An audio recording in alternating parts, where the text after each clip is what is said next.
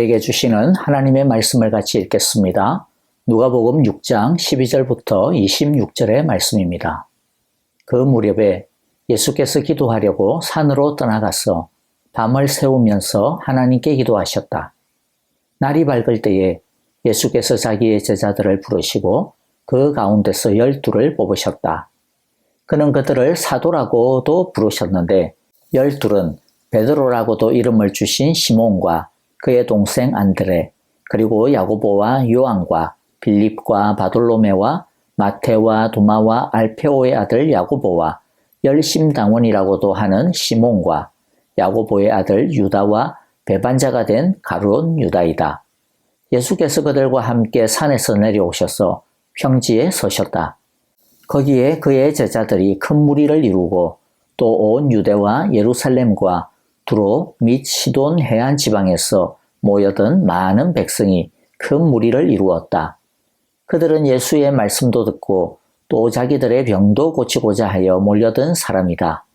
악한 귀신에게 고통을 당하던 사람들은 고침을 받았다. 온 무리가 예수에게 손이라도 대보려고 애를 썼다. 예수에게서 능력이 나와서 그들을 모두 낫게 하였기 때문이다. 예수께서 눈을 들어 제자들을 보시고 말씀하셨다. 너희 가난한 사람들은 복이 있다. 하나님의 나라가 너희의 것이다. 너희 지금 굶주리는 사람들은 복이 있다. 너희가 배부르게 될 것이다. 너희 지금 슬피 우는 사람들은 복이 있다. 너희가 웃게 될 것이다. 사람들이 너희를 미워하고 인자 때문에 너희를 배척하고 욕하고 너희의 이름을 악하다고 내칠 때에는 너희는 복이 있다. 그날에 기뻐하고 뛰놀아라. 보아라, 하늘에서 받을 너희의 상이 크다. 그들의 조상들이 예언자들에게 이와 같이 행하였다. 그러나 너희 부요한 사람들은 화가 있다. 너희가 너희의 위안을 받고 있기 때문이다. 너희 지금 배부른 사람들은 화가 있다. 너희가 굶주리게 될 것이기 때문이다. 너희 지금 웃는 사람들은 화가 있다. 너희가 슬퍼하며 울 것이기 때문이다. 모든 사람이 너희를 좋게 말할 때에 너희는 화가 있다. 그들의 조상들이 거짓 예언자들에게 이와 같이 행하였다. 아멘. 예수님은 하나님의 복음을 전하고 또 하나님의 나라를 이 땅에 이루어가는 일을 혼자서 하시지 않으시고 사람들을 택하시고 그들을 훈련시켜 그들을 통하여 하십니다. 우리가 생각할 때는 예수님이 혼자서 그냥 다 하시는 것이 훨씬 효과적일 것 같은데 그러나 예수님은 비록 부족하고 흠이 많아도 사람들에게 그 일을 맡기십니다. 이것은 예수님만 그러셨던 것이 아니고 구약 시절에도 하나님은 이스라엘이라는 민족을 택하여 그들에게 제사장 나라의 역할을 맡기셨습니다. 이스라엘을 통하여 하나님을 왕으로 모시고 사는 삶이 얼마나 복된 것인지를 보이기를 원하신 것입니다. 그래서 주위의 모든 민족들이 이스라엘의 모습을 보고 하나님께 나아오기를 원하셨습니다. 하지만 이스라엘은 그런 하나님의 기대에 부응하지 못했습니다. 그런 기대에 부응하지 못하는 모습은 오늘날 우리 교회, 믿는 우리들도 마찬가지입니다. 도리어 하나님의 영광을 욕되게 하고 가리우는 모습이 더 많은 것 같습니다.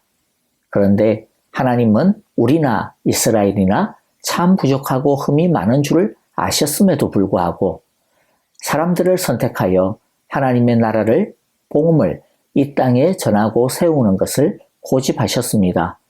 그것은 사람을 세워 하나님의 나라를 세우는 이 방식이 결코 포기할 수 없는 이 세상에서의 하나님의 방식이라는 뜻일 것입니다. 우리의 관점에서 말하면 하나님의 나라의 복음을 전하고 또 하나님 나라의 삶의 방식으로 이 세상을 살아가고 하나님 나라의 모습을 이 세상에서 이루어가는 그것은 하나님의 백성이라면 절대로 피할 수 없는 숙명과도 같은 것이라는 뜻인 것입니다. 하나님 나라의 복음을 전하는 것, 하나님 나라의 백성답게 이 세상에서 사는 것, 하나님의 나라를 이 땅에서 우리의 삶의 현장에서 이루어가고 살아내는 것은 해도 되고 말아도 되는 옵션이 아니라는 것이죠. 믿음 좋은 사람만 하면 되고 그렇지 않은 평범하고도 보통인 나는 안 해도 된다. 그런 것이 아니라는 것입니다. 이것은 누구든지 예수님을 믿어 하나님의 자녀가 되고 하나님 나라의 시민이 된 사람은 누구든지 그렇게 해야 한다는 뜻인 것입니다. 그것이 그리스도인다움의 모습이라는 것입니다.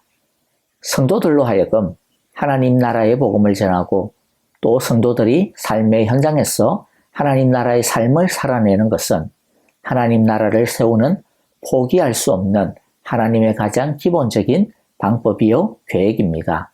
이것은 우리들이 감당해야 하는 몫인 것입니다. 예수님은 제자들을 세우시기 전에 산으로 가서 밤새우며 기도하셨습니다. 무엇인가 중요한 일을 하기 전에 따로 밤을 새면서 기도하시는 것은 예수님의 전형적인 루틴이었습니다. 물론 예수님이 꼭 무슨 중요한 일이 있을 때만 그렇게 기도하신 것은 아닙니다. 예수님은 항상 기도하셨습니다. 어떤 때는 밤새도록 기도하셨고 어떤 때는 이른 새벽에 일어나 기도하셨습니다. 이것은 기도가 예수님의 생활 습관이었음을 보여줍니다. 그래서 이런 예수님의 기도의 모습을 보고 어떤 사람은 기도가 성도의 호흡이다. 기도란 식사하는 것과 같다. 그런 말을 하곤 했습니다. 우리도 기도가 중요하다는 것을 다 잘 압니다. 어떤 일에 앞서서 먼저 기도해야 한다는 것, 우리는 너무나 잘 알고 있습니다. 그런데 우리와 예수님과의 결정적인 차이는 무엇일까요? 딱 한 가지입니다.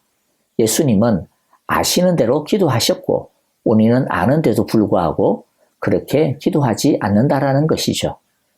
예수님은 하나님이신데도 불구하고 기도하셨습니다. 그런데 우리는 쥐뿔 아무것도 아니고 아무것도 가지고 있지 않으면서도 참 그렇게 말은 그렇게 많이 하는데 기도는 왜 안 하는지 모르겠습니다.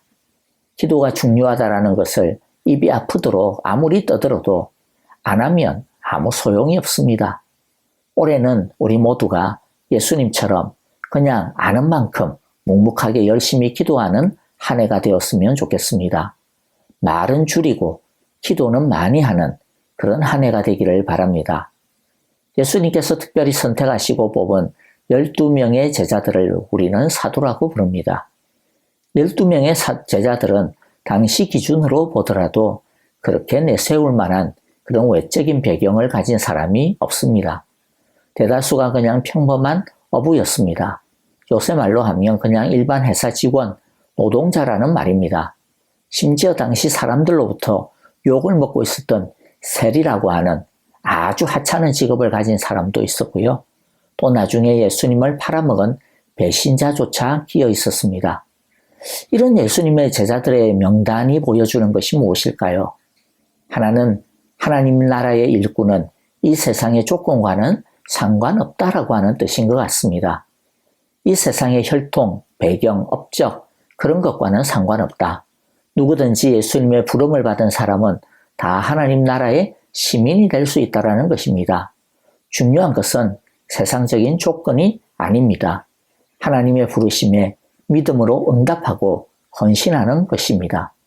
또 하나는 하나님의 나라의 일꾼은 스승인 예수님을 보고 따라하고 본받으면서 변화하고 성장해야만 한다는 것입니다. 부름받은 것이 전부가 아닙니다. 부름받은 후에는 반드시 성장해야 합니다. 성장하기 위한 조건은 딱 하나입니다. 예수님 옆에 딱 달라붙어서 예수님이 하는 모든 것을 보고 또 예수님이 하는 그대로 본받아 반복하는 것입니다. 제자들은 3년 동안 예수님과 함께 먹고 자고 하면서 동고동락했습니다. 그렇게 한 이유는 예수님의 아주 사소한 습관과 버릇까지도 보고 배우라는 것입니다. 그렇게 해서 예수님을 닮으라는 것입니다. 우리 예수 믿는 사람을 영어로 크리스찬이라고 하죠. 이것은 그리스 말로 크리스티아노스라는 말에서 나온 말입니다. 크리스티아노스라고 하는 말의 의미는 그리스도를 추종하는 사람들, 그리스도를 닮은 사람들, 작은 그리스도라고 하는 뜻입니다. 예수 믿는 사람은 예수님을 닮아야 합니다. 그러려면 아주 작은 것까지도 예수님을 모방해야 합니다. 제자로 부름받은 것만으로 충분하지 않습니다. 제자로 부름받았다면 제자로 성장해야 합니다. 예수님을 닮아가야 제자로 성장할 수 있습니다. 예수님을 닮아가는 방법은 바로 말씀 속에 예수님을 열심히 배우고 따라해 보는 것에 있습니다. 올 한 해 우리의 인격과 습관 중에 특별히 신경 써서 더 배우고 닮아가야 하는 부분이 어떤 것이 있습니까? 많은 것을 욕심내기보다는 한두 가지만이라도 더 신경 써서 예수님을 닮아가려고 노력하는 그런 한 해가 되었으면 좋겠습니다. 또 예수님의 제자의 명단에서 한 가지 눈여겨보아야 할 것이 있는데 그것은 바로 배신자의 이름이 포함되어져 있다는 것입니다. 왜 예수님은 가룟 유다가 배신할 줄 알면서도 제자로 선택했을까요? 저는 너무나 궁금합니다. 나중에 예수님께 꼭 물어보고 싶은 것 중에 하나이기도 합니다. 우리가 예수님의 의중을 온전히 알 수는 없지만은 저는 두 가지를 좀 생각하게 되는 것 같습니다. 하나는 아무리 예수님 옆에 붙어 있고 또 예수님으로부터 많은 것을 보고 배워도 자기의 생각과 고집을 끝까지 포기하지 않으면 제대로 예수님의 제자가 될 수 없다라고 하는 것을 우리에게 보여주는 샘플이 아닌가 싶습니다.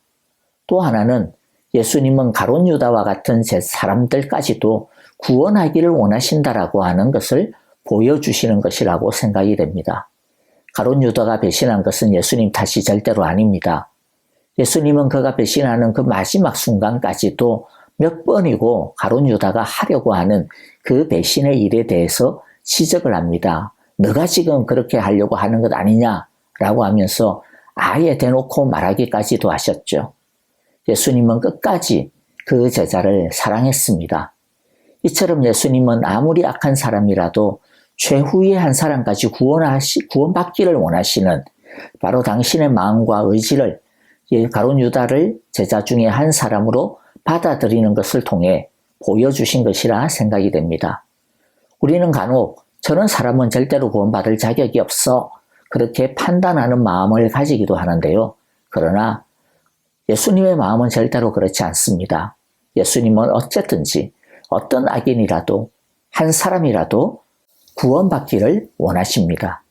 그 부르심을 거부하는 것은 죄인의 고집스러운 완악한 마음이지 예수님 탓이 아닙니다. 우리는 이렇게 예수님의 12명의 제자의 이름을 통해 예수님의 마음을 많이 엿볼 수 있었던 것 같습니다. 오늘 본문에는 또 하나의 장면이 있는데요.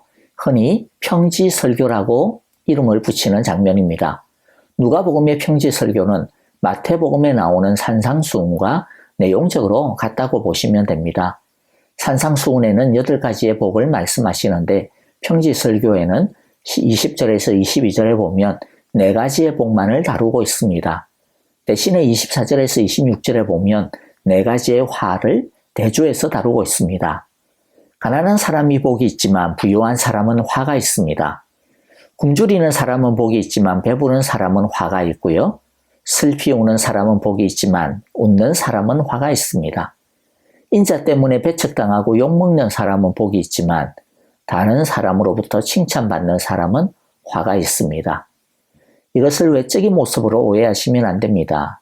가난하고 굶주리고 슬피 울고 고난당하는 사람이 복이 있는 이유는 이들이 하나님 때문에 하나님 나라의 의 때문에 예수님 때문에 말씀대로 살려고 하다가 이런 일을 당하기 때문이고 또 이 세상을 의지하지 않고 오직 하나님께만 자신의 전부를 걸고 맡기는 믿음으로 사는 것이기 때문에 복이 있는 것입니다.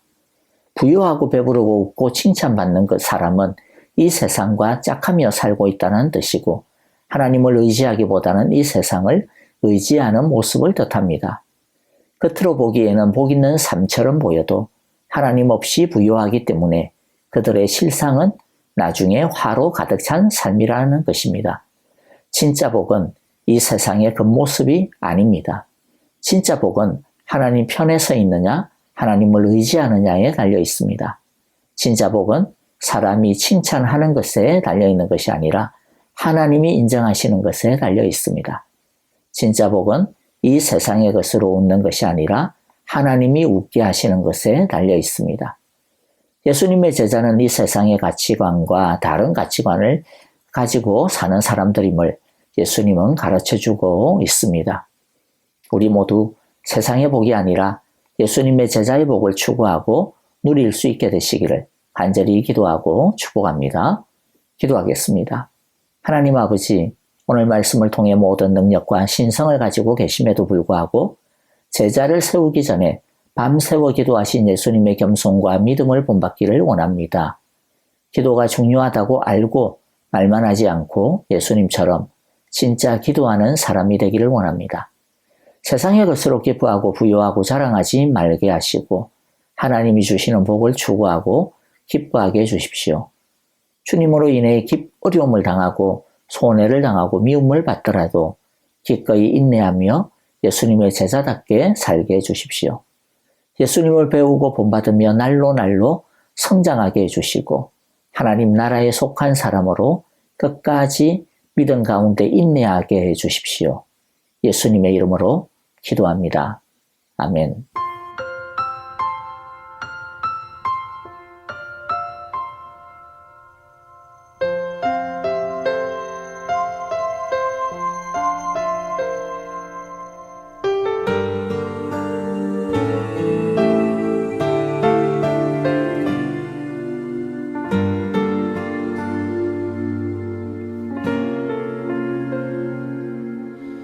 나의 모습 나의 소유 주님 앞에 모두 드립니다.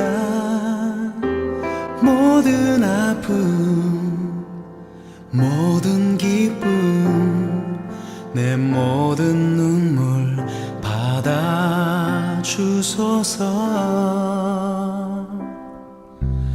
나의 생명을 드리니 주 영광 위하여 사용하옵소서.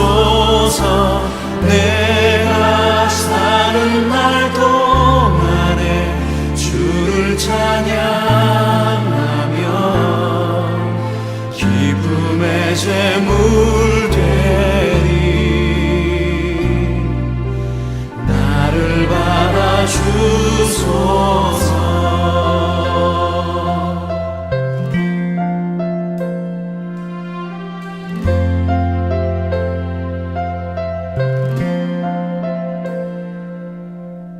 어제 일과 내일